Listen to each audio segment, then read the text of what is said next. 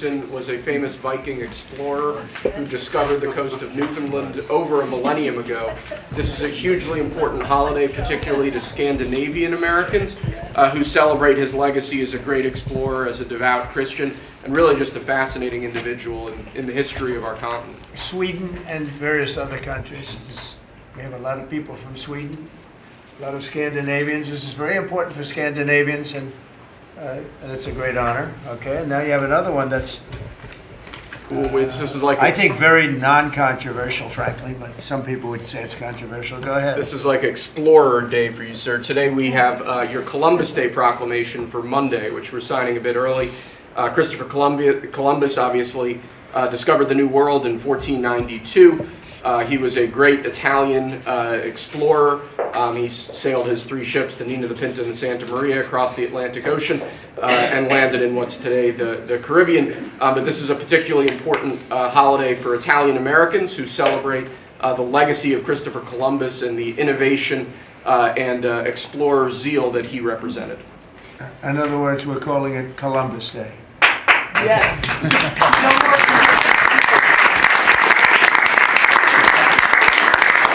That was the press that broke out in applause. Can you believe that? I've never seen that happen before. The press actually broke out in applause. Good. Columbus Day. We're back. Columbus Day, we're back, Italians. We love the Italians. Okay. Thank you, Mr. Thank President. you. Great. Thank you very much. Have a good one, sir. So we covered Scandinavia and Italy. Not bad. Now for the rest of the world. So I want to thank everybody for being here. As you know, last night we reached a momentous breakthrough in the Middle East, something that people said was never going to be done. We ended the war in Gaza and really, on a much bigger basis, created peace. And I think it's going to be a lasting peace, hopefully an everlasting peace. Peace in the Middle East. We secured the release of all of the remaining hostages, and they should be released on Monday or Tuesday. Getting them is a complicated process. I'd rather not tell you what they have to do to get them. There are places you don't want to be, but we are getting the hostages back on Tuesday, Monday or Tuesday, and that'll be a day of joy. I'm going to try and make a trip over. We're going to try and get over there, and we're working on the timing, the exact timing. We're going to go to Egypt, where we'll have a signing, an additional signing. We've already had a signing representing me, but we're going to have an official signing. And the amazing thing is all of the countries over there, from Qatar to Saudi Arabia to UAE to all of them, I mean, the rich ones, the less than rich ones, they've all come together, something which is amazing, actually. They've all come together for this, and they're really probably the best relationships they've ever had. So it's been really something incredible that nobody thought it was possible to get it done. And very importantly, the hostages are coming back. As you know, they consider them hostages. They talk about them as hostages, but there are approximately 28 dead people, mostly young, mostly men, but and boys. I mean, boys. The one woman talked about her baby. Her baby's 25 years old, but you know, to her it's her baby, and we're bringing them home. We're getting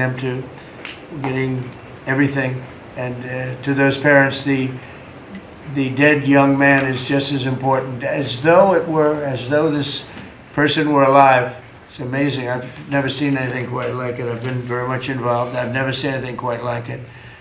But it's really peace in the Middle East.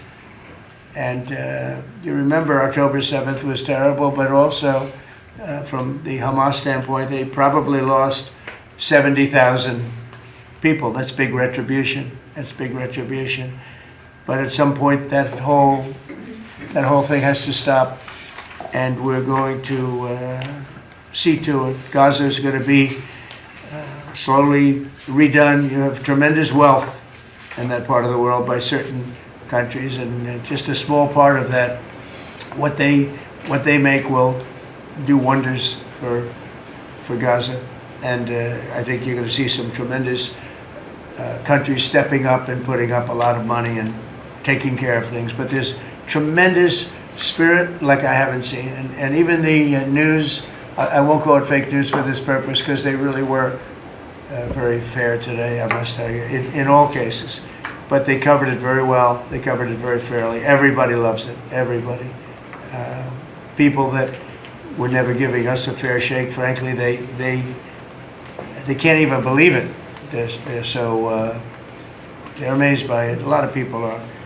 But it was just everything came together. I think the attack was very important on Iran because let's say that didn't happen, they'd probably by now have a nuclear weapon, numerous nuclear weapons, and therefore even if we signed a deal, there'd be a big dark cloud over it and it wouldn't be the same thing. So Iran's different, but Iran wants to work on peace now. They've informed us and they've acknowledged that they are totally in favor of this deal. They think it's a great thing. So we appreciate that, and we'll work with Iran. As you know, we have major sanctions on Iran and lots of other things. We would like to see them be able to rebuild their country too, but they can't have a nuclear weapon. So I want to express my tremendous gratitude to the leaders of Qatar, Egypt, and Turkey for helping us reach this incredible day and for being there. They were there with us all the way. And of course, as you know, Saudi Arabia and Jordan and so many. I will tell you, President Erdogan was personally involved in dealing with Hamas and some of the others. He's been great. They've all been really amazing. Indonesia's been amazing. Indonesia's been fantastic. The whole world has come together for this. People that didn't get along, people that didn't like each other, neighboring countries that frankly didn't like each other, but now it's just this moment in time. So we look forward to welcoming the hostages, like you can't believe, home to their families, and that'll take place early next week. We hope Monday or Tuesday. And all Americans should be proud of the role that our country has played in bringing this terrible conflict to an end. And I want to thank, some of the people, JD, you were fantastic, and Pete, you were great. Marco was fantastic. Some of you were very much involved. I'm looking around. So indirectly, I think almost everybody in this room was involved. Susie, I want to thank you very much. You were incredible. You've done an incredible job. So, and yes, John, what you've done was invaluable. CIA, John Ratcliffe, and he's done an incredible job. So I want to thank you all, and if I'm missing anybody, I apologize, but you've been amazing. And then you have Steve Witkoff, who worked so hard. And you remember we settled 7, this is number 8, we settled 7 wars or major conflicts, but wars. And this is number 8. And the one that I thought would be maybe the quickest of all would be Russia-Ukraine, and I think that's going to happen too. But in the meantime, they're losing about 7,000 people a week, and that seems pretty bad. They're losing mostly soldiers, young soldiers. They go out to war and they're getting killed. And while it doesn't affect us, we've got a big ocean in between, you don't want to see that happen. It was a big mistake. That war should have never happened. It would have never happened if I were president. So we're here this morning for a cabinet meeting as my administration continues to deliver for the American people, despite the radical left lunatics that shut down our government. You have Democrats that they've lost their way. They have no leadership. We don't even know who to deal with over there. At least they know who to deal with. We have no idea who we're dealing with over there. It's like they have no idea what they're doing.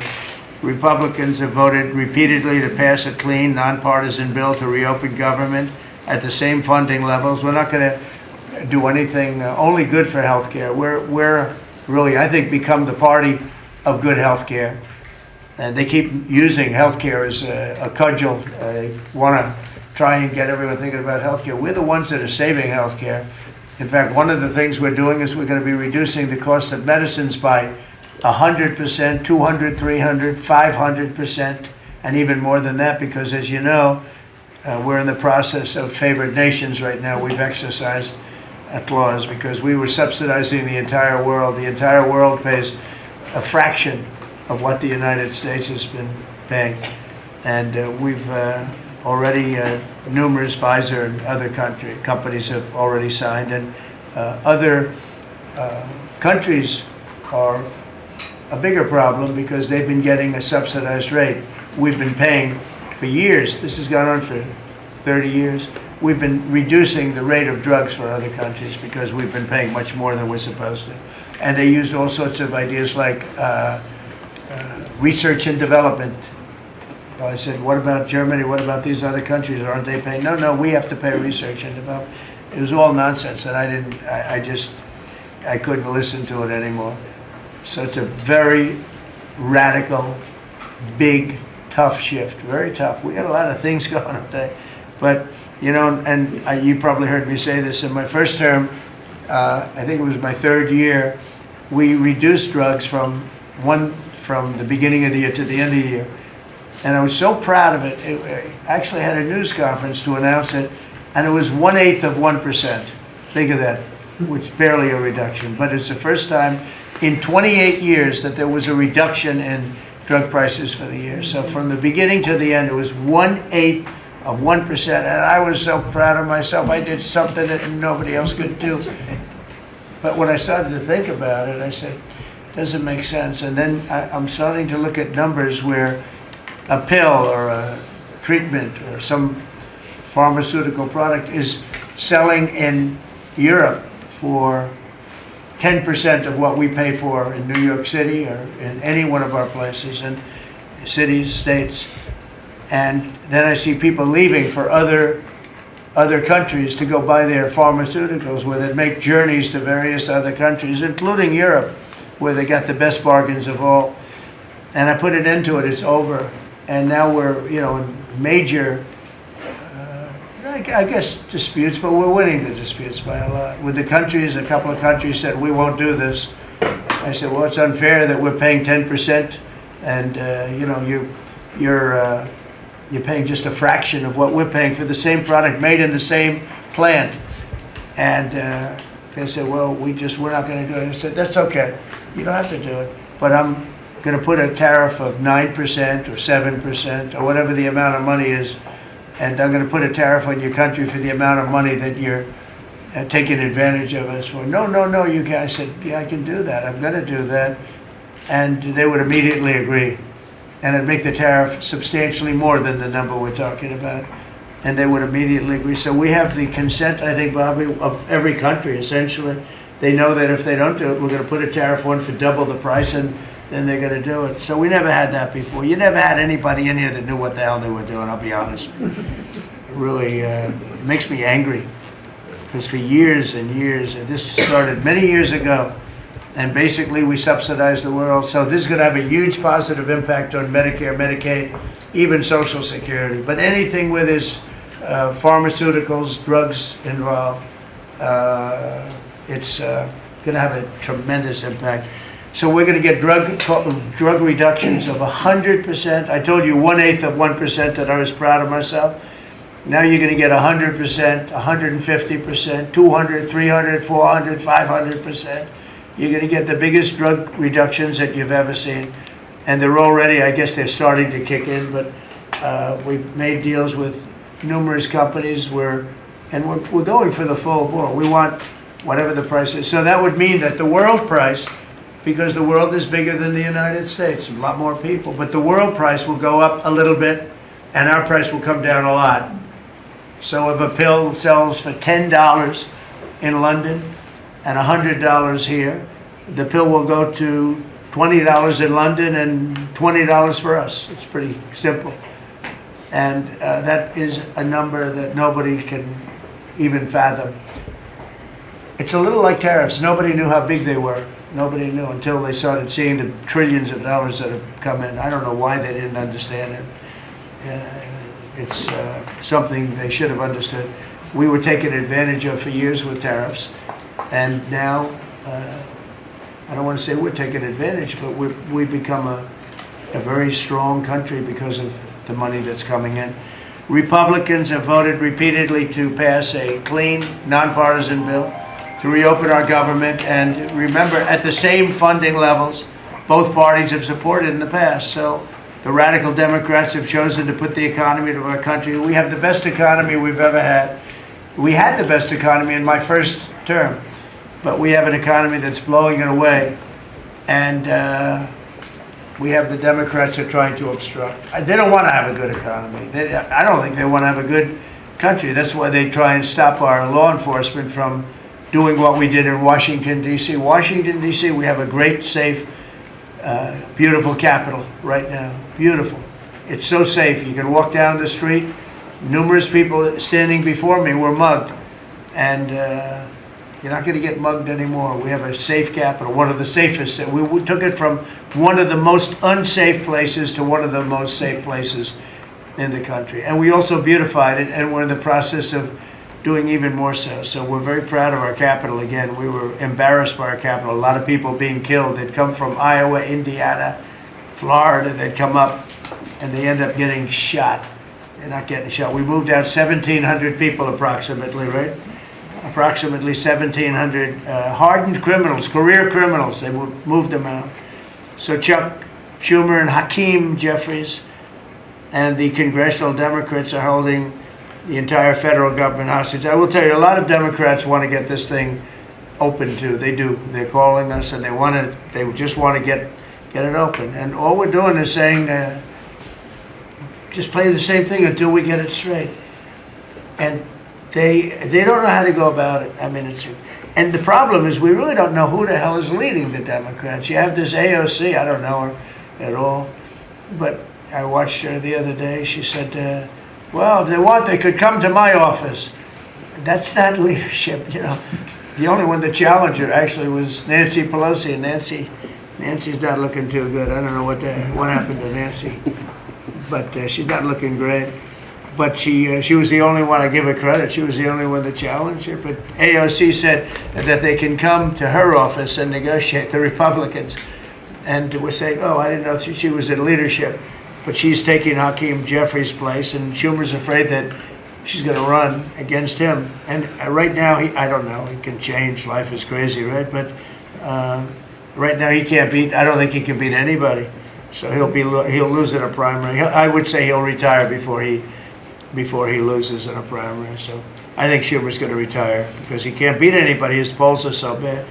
Meanwhile, the Democrat shutdown is causing pain and suffering for hardworking Americans, including our military, our air traffic controllers, and impoverished mothers, people with young children, people that have to live not the greatest of lives.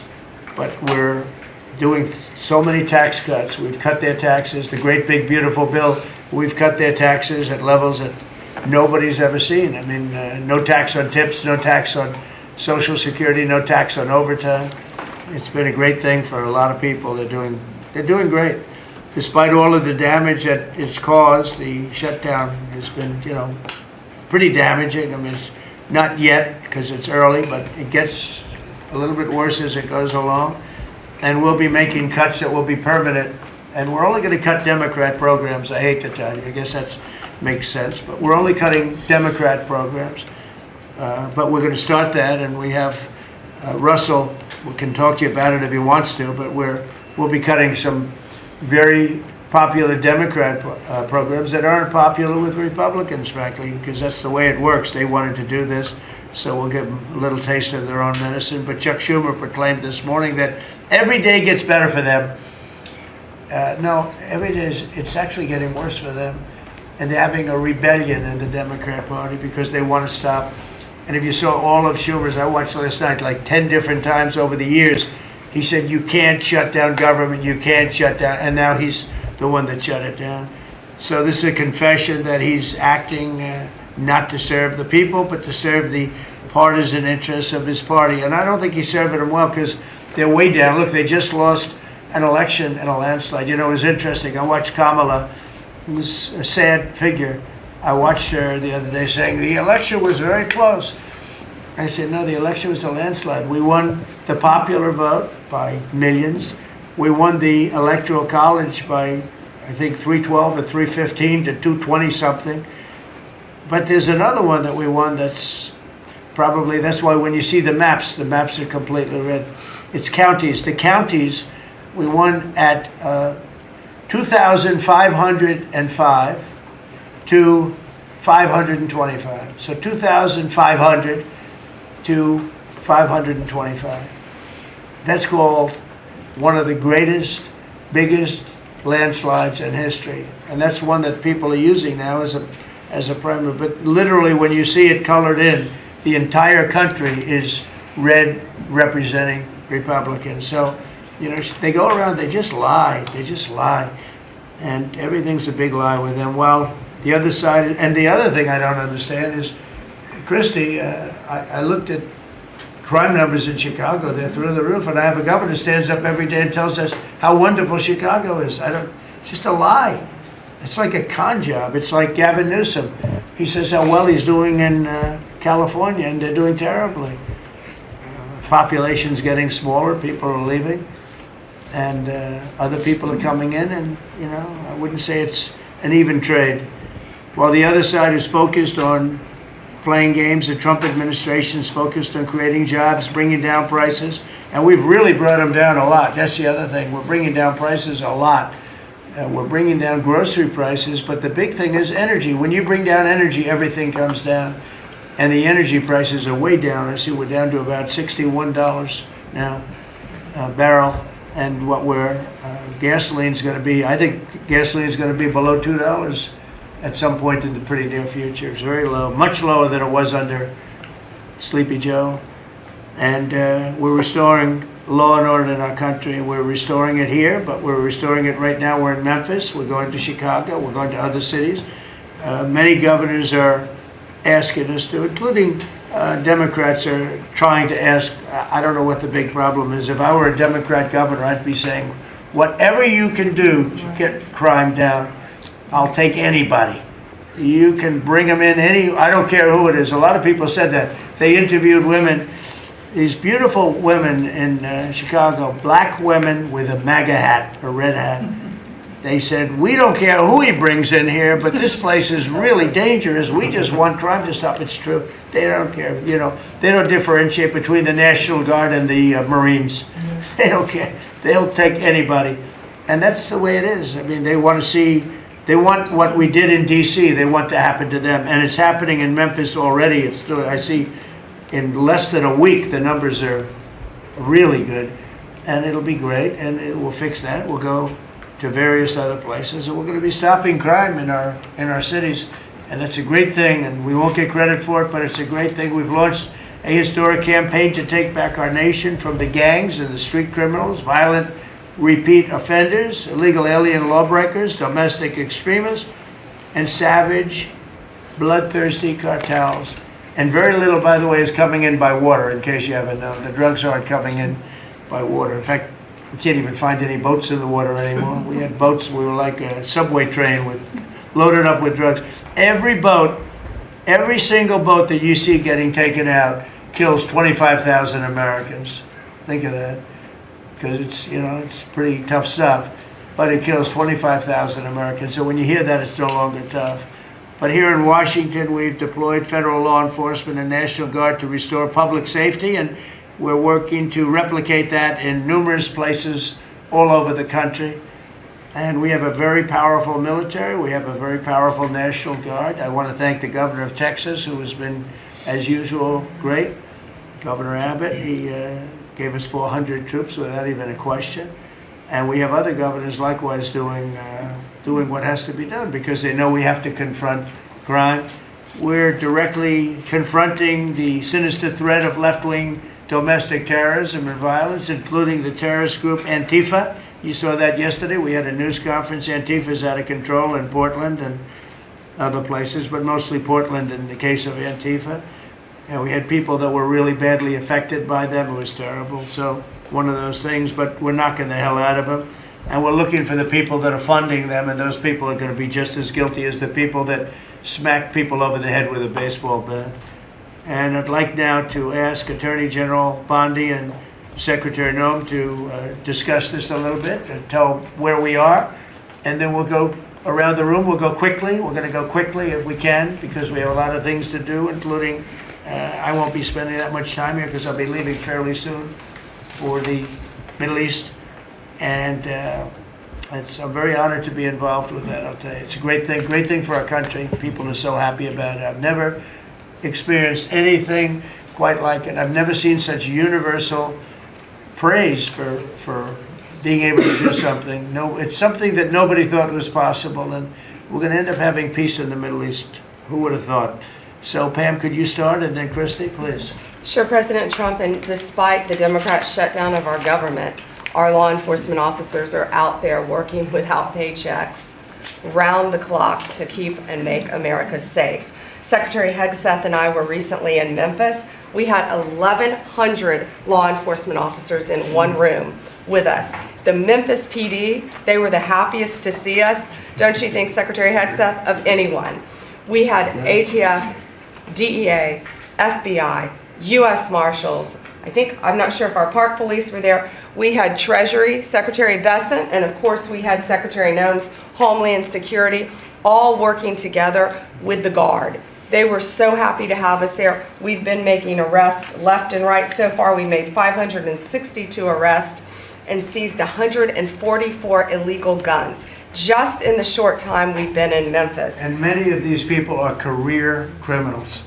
And when you take them out of a place, your crime rate just goes down. These people commit crimes every single day. They're sick. And we're taking them out. In some cases, we're bringing them back to their countries where Biden allowed, with the stupid open borders that we had in our country, to come in. But they're being brought back to other places, or they're being put in jail, but they're career criminals. President Trump, last night alone, we made 91 arrests, 19 firearms off the streets, and one was a warrant for a homicide, and 4 sex offenders who had active warrants. One was a sex offender on a child. Everything we did in Memphis was worth it, in my opinion, for that one arrest. Think about that. We got a child rapist off the streets, but yet we've made 562 arrests and still going strong in Memphis. Just what we did in D.C.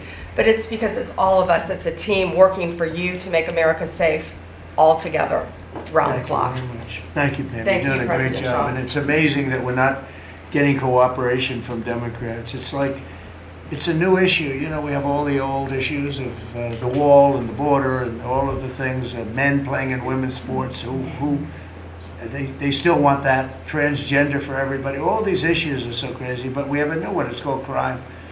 We stop crime and they allow crime. They want crime. It doesn't make sense. I think it's as ridiculous as the other things that we talk about all the time. But I've added it onto our list, a 5-letter word called crime. We stop it, and they actually incite it. It's crazy. You would think they'd want them. You'd think they'd want Christy and Pam and all of the people. Well, if we needed the military, people will be there. We've got a massive military. We have the best numbers we've ever had for recruitment.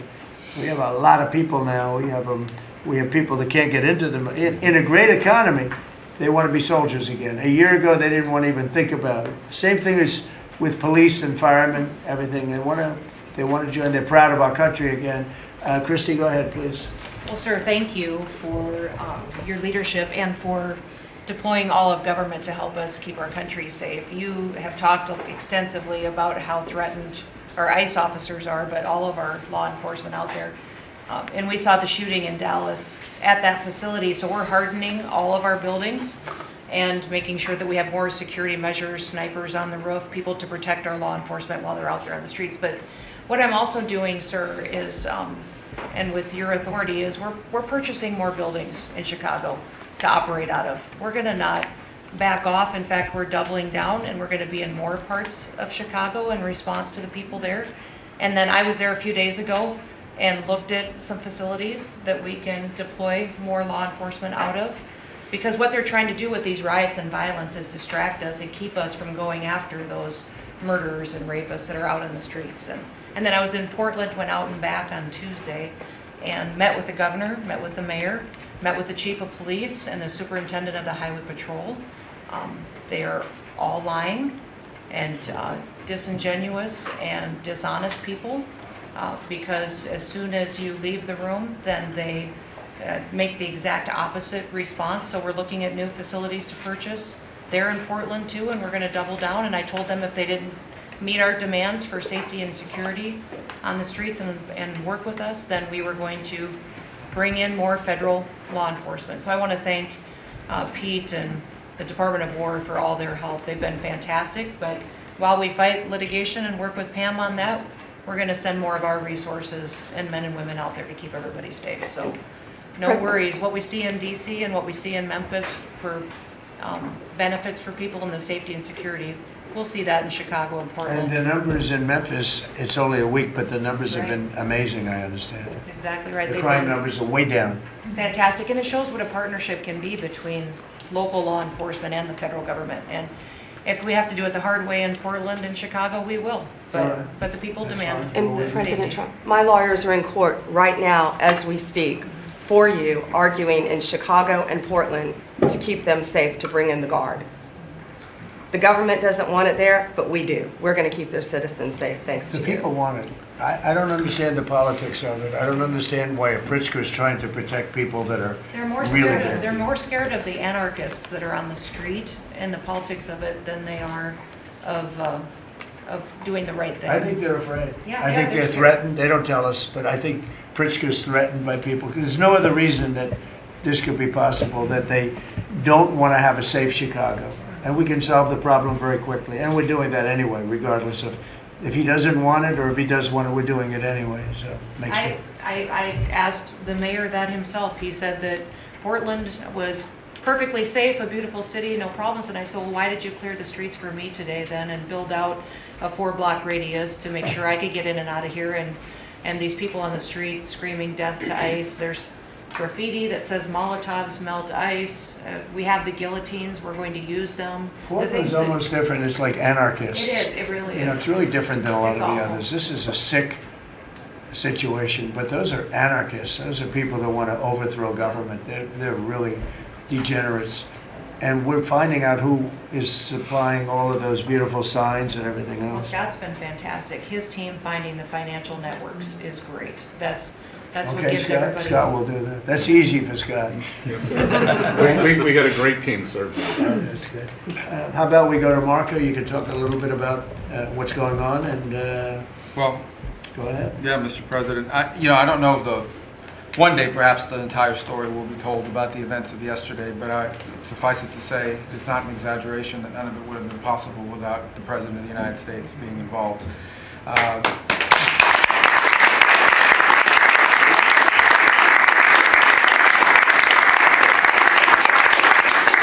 It really began with your trip to the Middle East, where these relationships were forged with partners in the region, personal relationships, close relationships that created the foundation where all of this was possible.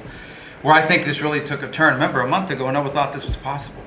Where it really took a turn about a month ago, less than a couple weeks ago, is when we were at the United Nations and you convened a historic meeting, not simply of Arab countries, but of Muslim majority countries from around the world, including Indonesia was there, Pakistan was there, and created this coalition behind this plan. Then on that following Monday, you met with the Prime Minister of Israel here, and that plan was presented. And then, of course, our great negotiating team followed up on it. In the interim, again, perhaps the stories will be told, perhaps they will never be told. The President had some extraordinary phone calls and meetings that required a high degree of intensity and commitment, and made this happen. And I think what's important to understand is that yesterday what happened was really a human story. There's a geopolitical aspect to it, there's no doubt about it. It creates the conditions for Gaza to one day be a normal place again and people to have a better life and Israelis to be safe. But yesterday was a human story. And because of the work you put in, and honestly, not only is there no other leader in the world that could have put this together, Mr. President, but frankly, I don't know of any American president in the modern era that could have made this possible. Because of the actions you have taken unrelated to this and because of who you are and what you've done and how you're viewed. And this weekend, because of that, at some point very soon, we are going to see 20 living human beings emerge from the darkness into the light for the first time in 2 years. And that is because not only were you used the credibility and the power and the prestige of this office and the relationships you created, and you committed yourself to making it happen. And I think it will go down as a historic moment in the history of our country, and something our country should be very proud of, that we have a president that's committed to not just peace, but to the human aspect of reuniting these families. My last point on this is just a couple of days ago, Secretary Lutnick hosted us all, many of us, at the Kennedy Center. And we have these families, we've interacted with them for so many years, for 2 years now. And the stories are heartbreaking, both whose families are alive and those who are deceased as well, who want their relatives back so that they can complete the process of grieving. And it was, we had all hoped that perhaps that was the day that we would have an announcement for them on the anniversary of the 7th, but I know you were able to speak to some of those families last night, and I just hope the whole nation understands how incredibly proud they should be of their president and of their country for the role that they've played. And I don't want to let this moment pass, Mr. President, without also noting the incredible work of Steve Witkoff and Jared Kushner. They're an incredible team working together, facing some substantial impediments to even being there this weekend and doing it. Let me just leave it at that. And they've done a great job on your behalf, Mr. President. They deserve a tremendous amount of credit. But thank you for what you've done for the world. For the world. Thank you very much, Rose. I appreciate it. I think because we have a very busy day with all that's going on, what we'll do is maybe just a few of you raise your hand if you'd like to say something that don't talk too long. He's doing such a great job. So good that he could talk all day. That's the problem, right? But go ahead. And what we'll do is just take a few hands, and then we'll go back to getting peace done. Okay? We'll go a little bit quicker. We'll take a few questions from the press. Go ahead, please. President Trump, I just want to double down on what Marco was sharing. It's such a remarkable accomplishment. Agree that no other president could have done this, but what set the groundwork for you able to do that? When you took office on January 20th, you made a 180-degree turn in our military strength with Pete's leadership. You were the master class in peace through strength. So militarily, we've completely turned around. We've demonstrated that through execution against Iran and others, that we have force. We want to end wars, but we'll use power if we have to. And then secondarily, peace through strength is also the prosperity, having the strongest economy and being willing to wield the power of a tariff in addition to the military power to reorder the globe. Those two things that you're standing on, both economic power and military power, allowed these negotiations to go forward. And I think as you've described the importance of these economic negotiations and all the trade deals, but that also begins with another 180-degree turn, and that was the 180-degree turn on energy. You have used energy diplomacy to bring prosperity to the American people, and you've used it to bring peace abroad. The combination of those three things have been remarkable, and now we're seeing the remarkable result. And we got one more that I know you want to end with Russia and Ukraine. Energy is going to play a key role in that, and now with this historic agreement, we're in a position working with the Middle East to also end the Russian-Ukraine conflict. So again, congratulations. Thank you very much, Jim. I appreciate it. Maybe I'll go to you for a second. You can just cap out what he said about the military, how well we're doing, and how big it is, and how strong it is. Mr. President, you're exactly right. At the War Department, you don't get peace without strength. And our job is to be the strength part of the equation and deliver that when necessary, as you demonstrated with your order of Midnight Hammer, and the entire world saw. And I just want to echo what Marco said. It is a personal honor to be able to witness the way you lead and negotiate. I wish people had a full understanding of what that looks like, that historic nature. A lot of us vets, the Vice President, Tulsi, Lee, Doug, probably after decades of war and the chaos that was unleashed through reckless and foolish American policies, never thought this kind of peace would be possible. Yet, with your strength, with your ability to wield trade negotiations, personal relationships, to open up that opportunity is truly historic on the world stage.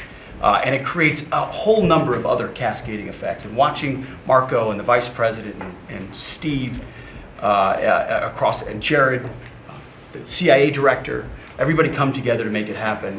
You've formed a phenomenal team, Mr. President. And at the War Department, our job is to make sure if and when there's question about American commitment, the whole world knows we've got the biggest, strongest, most lethal, and most ready War Department in the world, which is true, which is why we saw record recruitment in 2025, Mr. President.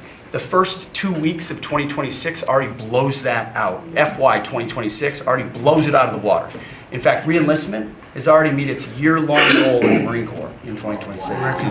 2 weeks. Okay? You can't, there's no other way to create that kind of love and enthusiasm than with your leadership, sir. And it is an honor to work with with Pam and with Christy and the cities across the country to make sure American citizens and law enforcement are protected with our National Guard. But that's a core mission. And last thing, Mr. President, on the southwest border, the first group that rotated in to lock down that border to 0 crossings is now rotating out.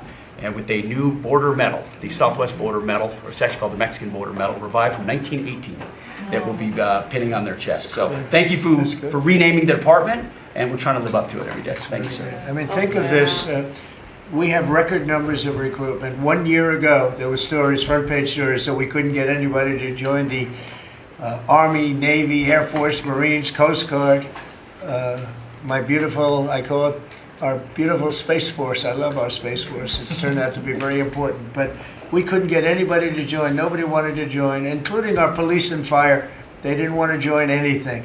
Recruitment was embarrassing. We couldn't get anybody. And now we're brimming. Now it's, and they're getting in based on merit now. A soldier's a soldier. They come in now based on merit, not based on woke stuff that anybody can qualify. You have to qualify for jobs. You have to qualify for certain types of jobs. And it's amazing. So we were embarrassed a year ago. Think of it, a little bit more than a year ago. I think it stopped on November 5th. I think it really started, this all started on November 5th, the election day. But now everybody wants to be in. We have an overabundance, and maybe we should raise it a little bit. I don't know. I like that idea, sir. But we could raise it. But we have so many people want to join, and they're proud of our country again. JD, could I ask you to say a few words? Yes, sir. So just a couple of things. Mr. President, first of all, congratulations on yesterday. It was a big day. To Marco, to Susie, to the entire team. But in particular, viewing it from this perspective where for months the fake news media attacked you, attacked the entire team, attacked your approach. You know, the definition of insanity is to do the same thing again and again, expecting a different result. The reason we're here is because the president actually charted a different course with a different team. He vested a lot of authority into Steve Witkoff in particular, and that's why we're here. It's because you did something different, and I think it's important to recognize that. I also think the president, you know, Marco mentioned the president's personal touch being a big part of this. The one thing I would say is obviously the president of the United States, a New York real estate billionaire, one of the most famous New Yorkers in the world, has a lot of interaction with a lot of people who are very pro-Israel. I think that was an important set of experiences and life experiences that he brought to the table. He also, of course, knew one of the most famous Palestinians in the world, Chuck Schumer, and I think without that background of knowledge, it would have been impossible to get us to this moment. Second thing I would say, just on Chuck Schumer, the president mentioned this, that Chuck Schumer said this has been very good for us this morning about the shutdown. One of the things that we talked about before all the media came in, and that all of us are going to work on for the rest of the day, we've been working on for days, is how to make the shutdown as painless as possible on the American people. So while Chuck Schumer brags about this being good, and I think the president is right, it's not good for him politically as much as he might think that it is, it's causing real consequences for the American people. There's a low-income food program, the WIC program, that my mom actually used when I was a baby. That program is about to be underfunded, and it's about to get cut off because Chuck Schumer won't open the government. We have troops. The Secretary of War mentioned how well we're doing on recruitment. We're trying to figure out how to pay our troops because Chuck Schumer is shutting down the U.S. government. There are veterans benefits that are going to suffer. There are Americans that are going to suffer because Chuck Schumer refuses to do his job. So while we're all celebrating this incredible success that we've had on the world stage, the country could be doing so much better if Chuck Schumer did his job and opened the government. Every single Republican, except for Rand Paul, has voted to open the government. A few moderate Democrats, to their credit, have voted with us to open the government. We just need 5 more Democrats to come to their senses and let the people's government serve the American people. I hope that they'll do that. Thank you, sir. Chris, please. Yeah, to follow up on that point, Mr. President, the Democrat or Schumer shutdown did not begin 8 or 9 days ago. It began 8 or 9 months ago with your inauguration. For the first time in American history, every Senate confirmed appointee who are our deputies to run our department, every one of them has been filibustered. One of the critical parts of my department is the National Nuclear Security Administration. It maintains, manufactures our nuclear weapons and our engines for nuclear submarines and nuclear aircraft carriers. We are a key supplier to Secretary of War Pete Hegseth. They filibustered, the Democrats filibustered the leader The administrator of the National Nuclear Security Administration would not let him come into my department until the Republicans 2 weeks ago changed the Senate rules so they could confirm him and we could have a leader. They filibustered the leadership, now they're filibustering the funding. In the next 6-7 days, we're going to run out of funding, and the retooling of our nuclear stockpile, the ultimate guarantor of our sovereignty, is going to be underfunded, and we're going to have to slow down and creep to a crawl these efforts. Just incredibly irresponsible for Schumer to worry about his own reelection and not the 340 million Americans that count on the efforts of our military and all of our departments. It's truly offensive, and we need to bring it to an end as soon as possible. Let's open the government back up. And you're doing a great job. Thank you very much. Bobby, did you want to say something? You got a lot of things happening. A lot of things. A lot of very positive things, actually. Mr. President, I'm glad you're getting bipartisan accolades on the Mideast peace agreement. You should also get bipartisan accolades on the MFN agreement. It is an historic agreement that's going to benefit every hardworking American. It's going to lower the price of drugs for every American. By the time this administration is over, we will have 95% of the drugs in this country will be the lowest price in the world. It immediately begins to affect Medicaid, Medicare, Social Security, the other government programs. I remember when I went through the confirmation process, and the principal preoccupation of the Democrats during that process was whether I would continue the IRA negotiations on drugs. The Democrats negotiated 10 drugs. I'm supposed to negotiate every year 15. The 10 that they negotiated, they claimed to get a 22% reduction, but it was a lie. It was 22% under the list price, which was actually higher than the price we were getting. So Medicaid, Medicare ended up paying more for those drugs than they were paying beforehand. They only got a benefit on one drug. One was tied. 8 of them were lower.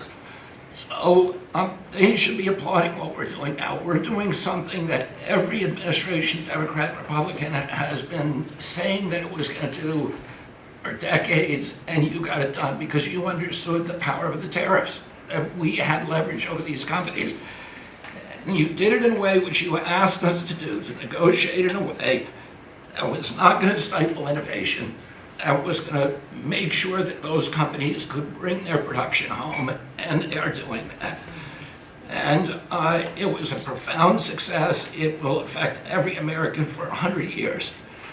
And you should be getting bipartisan accolades on that. I'll say one other thing about Tylenol, only because of this. This morning before I came in here, somebody showed me a TikTok video of a pregnant woman, 8 months pregnant. She is an associate professor at the Columbia Medical School. And she is saying F Trump and gobbling Tylenol with her baby in her placenta. And the level of Trump derangement syndrome has now left the political landscapes, and it is now in the realm of pathology. And a mother could overwhelm millions of years of maternal instinct to put her baby at risk. And all you have to do is look at the studies which you and I talked about. It's not dispositive that causes autism. It is so suggestive that anybody who takes this stuff during pregnancy, unless they have to, is irresponsible. There are 15 rodent studies. Every one of them shows if you give it to the mother, the babies, and particularly the male babies, have profound neurological and behavioral changes. There is a study from Johns Hopkins on cord blood where they divided women into 3 categories: those who had the least acetaminophen in their cord blood, and those who had the most. The ones with the most had 3.6 times the rate of autism in their children. The middle category had 2.2 times, so it's a dose-related response. And there are dozens of studies that show the countries that use the most have the highest level of autism.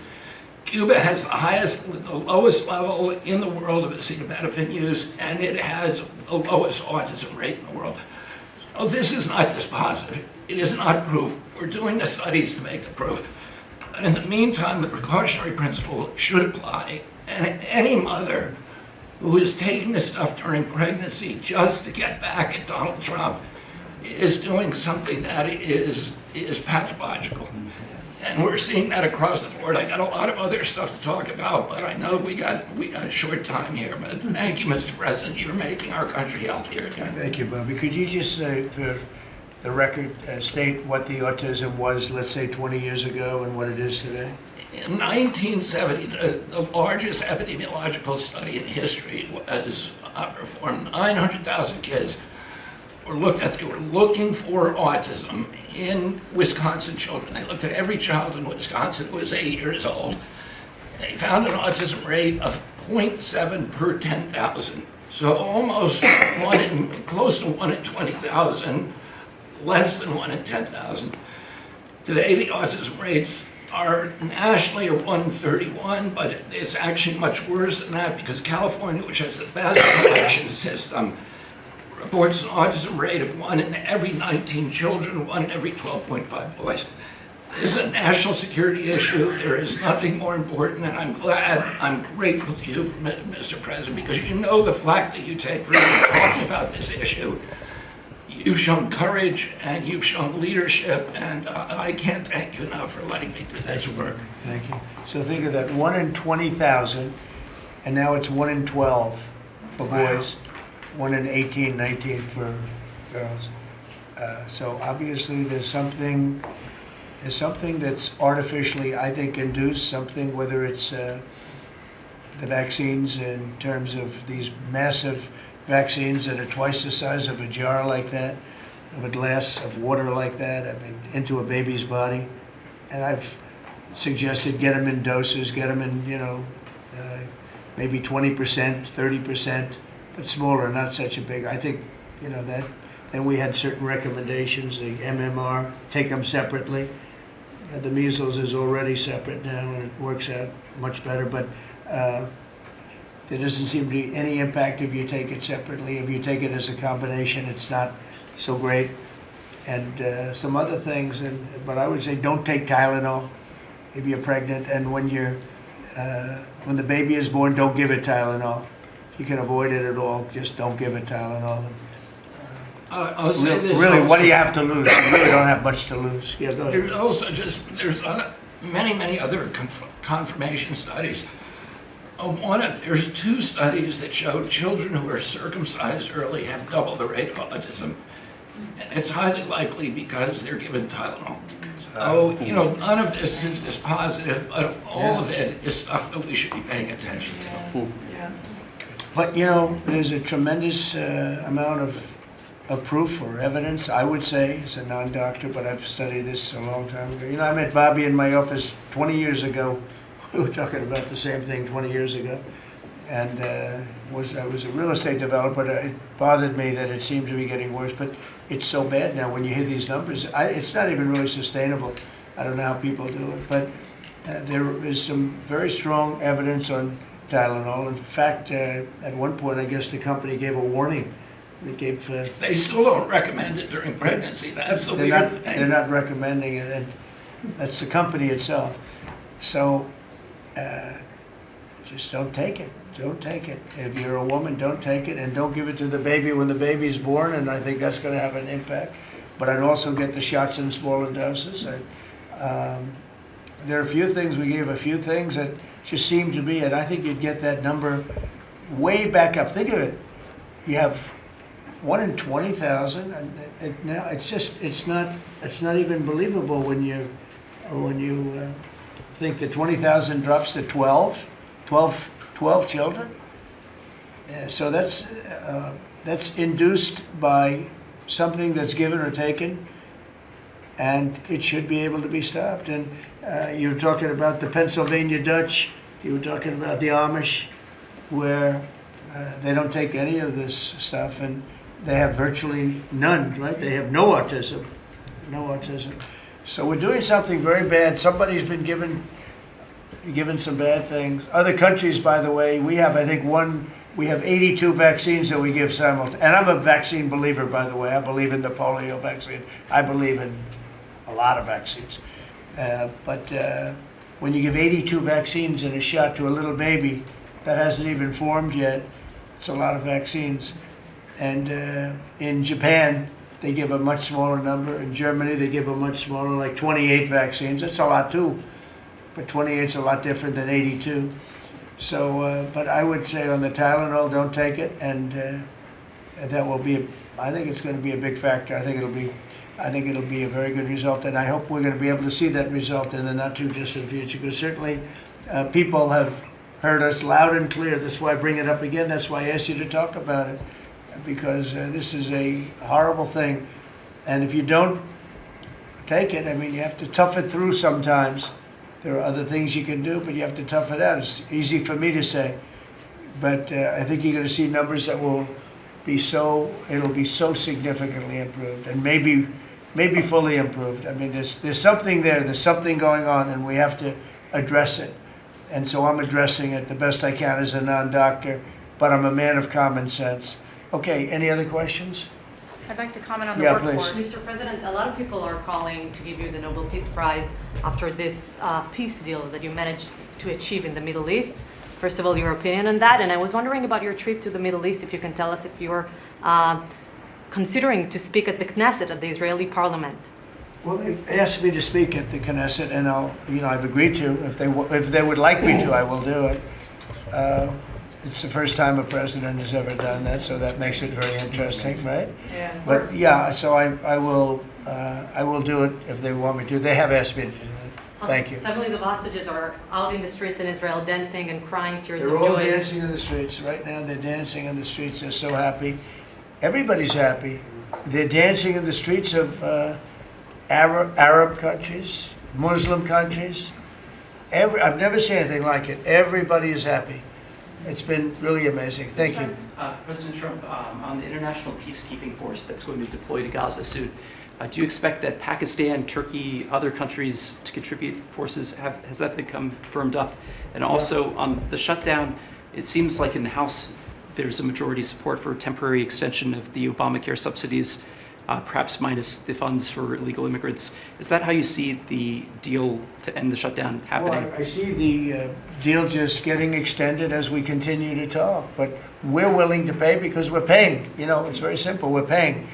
The Democrats are the ones that caused this problem, and it's a big problem for them. And they have a lot of break in their ranks. But so I see that, you know, I think that'll get worked out. But we want to get back before we do this. We don't want to have a gun held to our head. We don't like that, and the public doesn't like it either. So we want to get back, and I think it's going to work out. I think it's going to work out very well. It's something that shouldn't have happened. This was supposed to take place before the election. You know, this was supposed to take place on September 28th before the election. We shouldn't even be talking about this right now. This is actually something that shouldn't have even happened. Yeah, please. Mr. President, looking ahead, what guarantees Hamas disarms and that Israel doesn't resume bombing once the hostages Well, are the first released? thing we're doing is getting our hostages back, okay? And that's what people wanted more than anything else. They wanted these hostages back that have lived in hell like nobody has ever even dreamt possible. And after that, we'll see. But they've agreed to things, and I think it's going to move along pretty well. But what is phase two? When does it I'm not begin? going to talk about that because you sort of know what phase two is, but there will be disarming, there will be pullbacks, there will be a lot of things that are happening. You know, I gave you a whole list of 22 different things that will take place. And I think it'll take place, and I think you're going to end up with peace in the Middle East. But we have to get our hostages back. And we weren't going to do it at the end. We're going to do it at the beginning. We said we want them at the beginning. We're not doing it. You know, we got the hostages back. We did, as a group with Steve and Jared and Marco and me and all of us. We got the hostages back. We got many of them back. Many, unfortunately, were dead. But we got many back that are now living with their families, with their parents in many cases, and with their husbands, families, wives. Many of them, they celebrate all over. They're the ones that are celebrating the loudest. They're all over. There are a lot of them that we got out. But the last 20, and I always said the last ones are going to be the most difficult. But it's been a very big deal getting the hostages out. But the rest is going to take place too. And can you promise Palestinians they will be able to stay? Well, they know exactly what we're doing. We're going to create something where people can live. You can't live right now in Gaza. The place is it's a horrible situation. Nobody's ever seen anything like it. So yeah, we're going to create better conditions for people. Yeah, please. Mr. President, excuse me, what kind of security guarantees is the United States going to make for Gaza? Well, we're going to work with very wealthy countries that love people, frankly. I know them very well. They love people, but they love Arab people, and they love Muslims, and they love, I think right now they love everybody, and they're immensely wealthy, and they're going to be involved in putting up money, and for them it's a small amount of money. For somebody else it's a large amount of money, but these are the wealthiest countries in the world, and they'll be very much involved in making it as good as possible. And what's your take now on a two-state solution, sir? Just to follow up on that. What is your view now on a two-state solution for the... I don't have a view. I'm going to go with what they agree to. Mr. President, given that there are some tough provisions for Israel in this agreement, are you at all concerned that Bibi Netanyahu may not continue in his post? He may be deposed? That Bibi may go a little bit out of whack? That he may no longer be prime minister when this is over? Look, that's politics. It could be. I don't know. I think he's very popular right now. He's much more popular today than he was 5 days ago, I can tell you. Right now, I think maybe people shouldn't run against him. 5 days ago, it might not have been a bad idea. No, Bibi's become... This has been a very good thing. I don't think he did it for that reason, okay? But I think just looking as an analyst would look at this, I think Bibi should be very popular right now. Yeah, please. What will happen if Hamas says that it cannot locate or was not able to find all of the deceased hostages' bodies within the time frame? Well, we'll have to see. I think that's going to be, it's largely been answered. We know where most of them are. Actually, the bodies are a bigger problem because some of the bodies are going to be a little bit hard to find. It's a terrible thing to discuss even, but you understand, we're all people, we're grown-ups, we understand life. Nobody can understand this stuff because this could have taken place, but we have the hostages for the most part, and so I don't think it's going to be overly big. The situation with the bodies, they say 28.